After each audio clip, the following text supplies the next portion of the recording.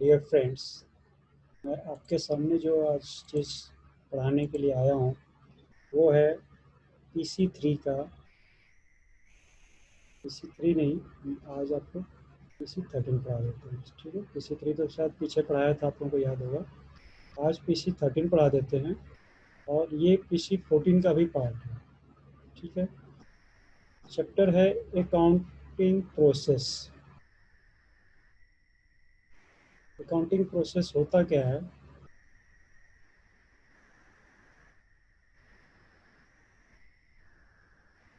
Accounting शुरुआत कहाँ से होती है? देखिए, सबसे पहले शुरुआत होती है कि कोई चीज़ आपके पास आई है, आपने ख़रीदा है या किसी को बेचा है या कहीं से गिफ्ट आई है, डोनेशन आई है, कुछ भी आई है। यदि वो फिनेंशियल नेचर की है, सबसे पहले आपको ये देखना पड़ेगा कि वो किस तरह का बात सामने आई है। जहाँ पैसे रुपए की बात हो, लेन देन बिजनेस के लिए हो, वो फिनेंशियल नेचर काउंट होगी। यदि आपके जो बिजनेस के ओनर हैं, जो मालिक हैं, उन्होंने यदि अपने बच्चे की फ़ी जमा कर दी है या किसी मंदिर में डोनेशन कर दिया है, तो वो हमारे लिए फिनेंशियल ट्रांजैक्शन नहीं हुआ। फिनेंशियल ट्रांजैक्शन को पहचान करेंगे यदि ओनर ने बिजनेस से पैसे कुछ निकाले हैं, विड्रॉ किए हैं, ये हमारा फिनेंशियल नेचर होगा।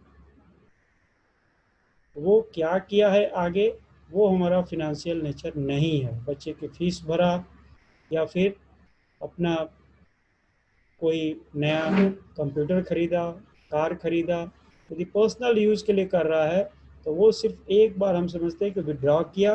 बाकी एक्टिविटी कितने खरीदा, कितना नहीं खरीदा, डिस्काउंट क्या मिला, these are not counted as a financial nature.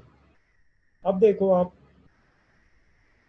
आपको ये देखो, जो मैं लिख रहा था वो ये था कि अकाउंटिंग प्रोसेस है क्या। अकाउंटिंग प्रोसेस की पहला स्टेप है कि फिनेंशियल नेचर ट्रांजैक्शंस को हमें सबसे पहले फाइंड आउट किया जाए। यदि फिनेंशियल नेचर का ट्रांजैक्शन फाइंड आउट हो गया तो फिर आगे हमारा जर्नी स्टार्ट हो जाती है। जर्नी कहाँ से स्टार्ट होगी? सबसे पहले आपको देखना है कि वो पैसा जो आया है, वो पैसा किसी कागज़ पे लिखा जाए, किसी रिकॉर्ड पे लिखा जाए। जिस रिकॉर्ड पे हम लिखते हैं उसको हम बोलते हैं जनरल, और उस एक्टिविटी को लिखने को, एंट्री करने को हम रिकॉर्डिंग कहते हैं। तो रिकॉर्डिंग जनरल में होती है। अब जनरल कितने तरह के होते हैं वो आगे आपको हम बताएंगे। स्टार्टिंग में हमें समझना है कि जो भी हमारा पैसा ट्रांजैक्शन हुआ उसकी हम पहले रिकॉर्डिंग कर दें। फिर उसके बाद रिकॉर्डिंग करने के बाद, जनरलाइजिंग करने के बाद उसको हम क्लासीफाई करते हैं। क्लासीफाई करने का मतलब कि पोस्टिंग कर देना, यहाँ से उठाकर वहाँ डाल देना, उसको हम बोलते हैं पोस्टिंग। और वो होती है लेजर में। लेजर की संख्या लिमिटेड नहीं है, कुछ भी हो सकते हैं। जितने तरह के आपके पास अकाउंट बनते हैं वो आपके लेजर हो सकते हैं, चाहे वो कैश बुक का अकाउंट बनता हो, परचेज का हो, सेल का हो, किसी व्यक्ति का हो, राम, श्याम, मोहन, अली, जोसफ, कुछ भी हो, वो सारे अकाउंट्स बन सकते हैं। उसके बाद से जब आपने पोस्टिंग कर दिया तो नेक्स्ट स्टेप आता है उसकी समराइजिंग करना, एक समरी बनाना। तो उसको हम बोलते हैं समरी। जब बनाते हैं तो समरी पहले फर्स्ट स्टेप में बनती है ट्रायल बैलेंस में, trading and profit and loss, इसको ट्रेडिंग P&L भी बोलेंगे। और फाइनली वो बैलेंस शीट में एंट्री कर दी जाएगी। तो नेक्स्ट स्टेप आपका आता है कि जब इतने आपने एंट्री कर ली तो उसको करेंगे क्या? आप अब उसको फाइनली एनालाइज करते हैं कि हमारे पास पैसे कितने बचे, कितने किससे लेने हैं, कितने किसको देने हैं, हमें क्या शो करना है, अपना इनकम टैक्स कितना भरना है। तो ये सारी की सारी चीज़ें आप एनालाइज और इंटरप्रेट करते हैं। फिर जब ये सारी चीज़ें आप एक पेपर पे तैयार कर लेते हैं, या तो बैलेंस शीट फॉर्म में या अलग से कोई और सैम्पल फॉर्म में पब्लिक के लिए आप ओपन कर देते हैं, तो वो होता है कम्युनिकेटिंग टू यूजर्स। देखिए इसमें सीरियल नंबर 1, 2 और 3 मतलब recording, recognising, recording and classifying, ये होता है जूनियर लेवल पे, क्लर्क लेवल पे या अकाउंटेंट लेवल पे। ये लो स्किल्ड वाले या एवरेज स्किल्ड वाले लोग इस पे काम करते हैं। लेकिन जो आगे का है, summarising, analysing and communicating to users, ये प्रोफेशनल लोग करते हैं या सीनियर स्टाफ करते हैं या सीनियर अकाउंटेंट करते हैं, या उससे भी ऊपर हम चार्टर्ड अकाउंटेंट इसको करते हैं। हमें ये भी जानना है, जब आप अब उसी चीज़ को हम डिटेल में पढ़ें कि आप रिकॉग्नाइजिंग करते हैं। रिकॉग्नाइजिंग करने के लिए आपके पास कोई सोर्स डॉक्यूमेंट होगा, तभी तो आप वहाँ से पाएंगे कि क्या है वो चीज़। तो या तो इनवाइस बिल होगी, when transaction is made on the credit, या कैश मेमो होगा, रिसीट होगा, चेक होगा, पेइंग इन स्लिप होगा। ये सारी की सारी चीज़ें आपके पास कोई ना कोई रहेंगी या बहुत सारी इसमें से रहेंगी, जिससे आप रिकॉग्नाइज कर सकते हैं। एक और चीज़ आपके पास रहेगी, डेबिट नोट या क्रेडिट नोट। ये क्या होता है? Debit note is issued by the debtor या परचेजर टू इट्स क्रेडिटर या सेलर उसको कहते हैं, for debiting his creditors, that is seller account in case of return outward purchase return. Return outward का क्या प्रूफ है? Debit notes. क्रेडिट नोट्स क्या होगा कि credit notes is issued by creditor, जिसको सेलर कहते हैं, टू द परचेजर और debtor for crediting his debtor, that is purchaser account in case of return inward cell return. इस तो रिटर्न इनवर्ड का प्रूफ क्या है? Credit note. ये कुछ एग्जाम्पल मैंने यहाँ पे दिए हैं, आप इसको देख लेना। एग्जाम्पल क्या कहता है आपको मैं बोर्ड पे दिखा देता हूँ एक बार ठीक से। बोर्ड पे देखो आप क्या लिख रहा है कि कोई मिस्टर राजा हैं, मिस्टर राजा visited his native place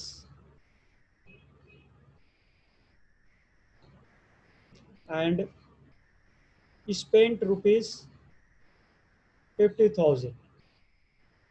आप बताओ क्या ये फिनेंशियल नेचर का ट्रांजैक्शन है? यस नो में बताओ। No, yes, no. क्यों? क्योंकि इससे बिजनेस को कोई कंसर्न नहीं है।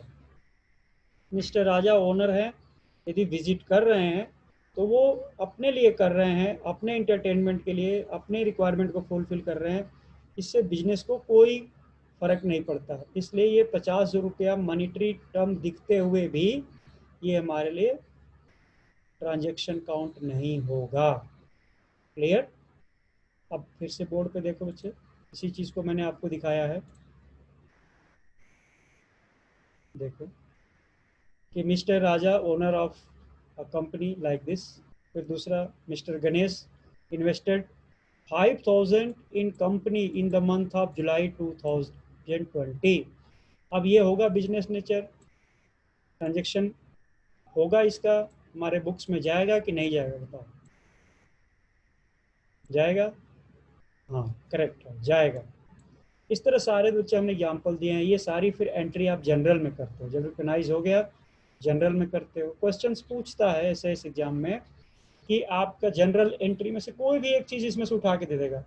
जनरल एंट्री को फर्स्ट एंट्री कहाँ पे होती है? तो जनरल एंट्री में। या पूछ देगा कि क्रोनोलॉजिकल ऑर्डर में रिकॉर्डिंग कहाँ होती है? जनरल में। फिर जनरल एंट्री को हम जनरल एंट्री या जर्नलाइजिंग बोलेंगे, सिर्फ एंट्री नहीं बोलेंगे, या तो जनरलाइजिंग बोलेंगे या जनरल एंट्री बोलेंगे। इसी तरह जो भी बुक्स में रखते हैं वो जनरल्स होती हैं, जो भी अकाउंट्स में रखते हैं आगे जाके आप पढ़ोगे। ये सारी चीज़ें बच्चे मैंने कवर किया है। देखो फिर आप जनरल्स का क्या जनरल्स होंगे, ये आपके 8 तरह के जनरल होंगे। इसकी संख्या लिमिटेड है, 7 तो आपके फिक्स्ड हैं, 8वां मिसलेनियस, जो भी आपके इन जनरल्स में से कोई भी यूज़ नहीं होता है वो जनरल प्रॉपर में या जनरल जनरल में यूज़ करते हैं। इसके एडवांटेज क्या है, फिर कैश बॉक्स, ये सारा डिटेल बच्चे मैंने आप लोगों के लिए तैयार किया है। फिर हमारे सॉफ्टवेयर तैयार हैं जिसमें आपको MCQs 100 MCQs हर टॉपिक्स पे, जैसे अभी हम पढ़ रहे थे अकाउंटिंग प्रोसेस, तो इसके आपके 100 MCQs मिल जाएंगे आपको डे वाइज। आपको एक सेट मिलेगा, आपका लिमिटेड होता है, सॉफ्टवेयर आपको 2 घंटे पे रोक देगा, फिर आपको मार्किंग पता चल जाएगा, करेक्ट आंसर क्या है वो पता चल जाएगा।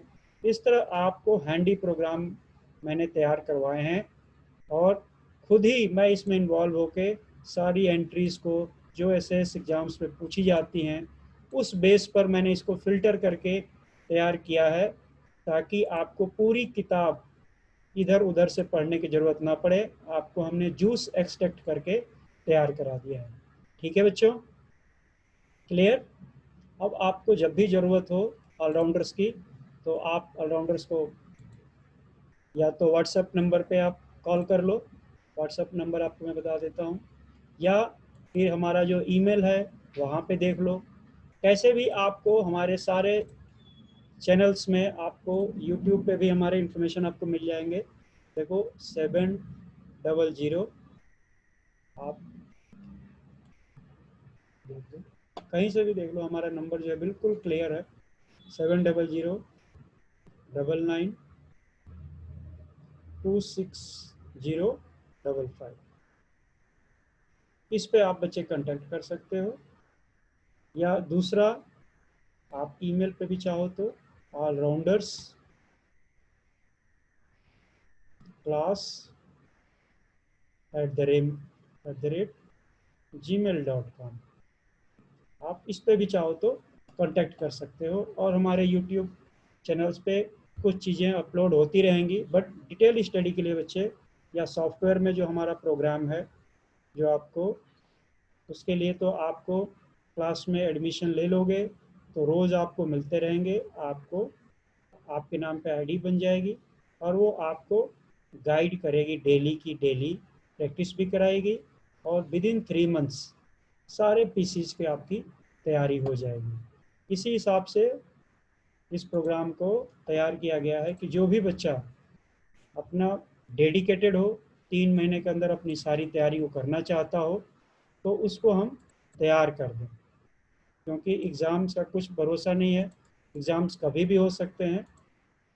तो ऐसे स्थिति में हम बच्चों को 3 महीने के अंदर तैयार हो जाना पड़ेगा, और जब तैयार आप हो जाओगे तो एग्ज़ाम कभी भी हो, जब वेल प्रिपेयर्ड हो। देखो ओलंपिक्स में लोग जाते हैं तो कितने सालों से प्रैक्टिस करके जाते हैं, आपके लिए भी तो ऐसे ऐसे एग्ज़ाम एक ओलंपिक्स से कम नहीं है।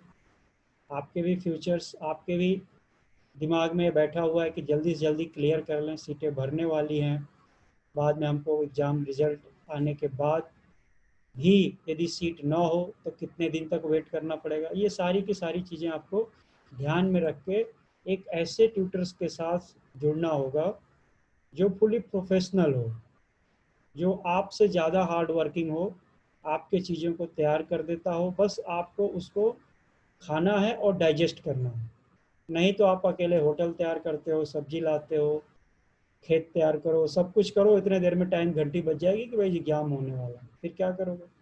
सो बेटर ऑप्शन यही है कि आप ऑलराउंडर क्लासेस ज्वाइन कर सकते हो, आपको अच्छा लगे तो। और ऑनलाइन क्लासेस हैं, आप कहीं से भी, आप किसी भी स्टेट में बैठे हो, आप कहीं से भी ऑलराउंडर क्लासेस ज्वाइन कर ले सकते हो। बहुत सारे बच्चे हैं जो ऑनलाइन क्लासेस मेरा कर रहे हैं।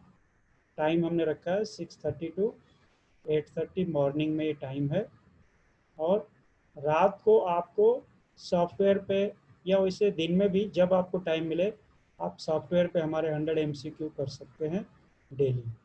ठीक है बच्चों, बाकी आपको जो PDF चाहिए, जो सॉफ्ट कॉपी चाहिए, जो एडमिशन के बाद ही मिलता है, आप उसके लिए चाहो तो कांटेक्ट कर सकते हैं।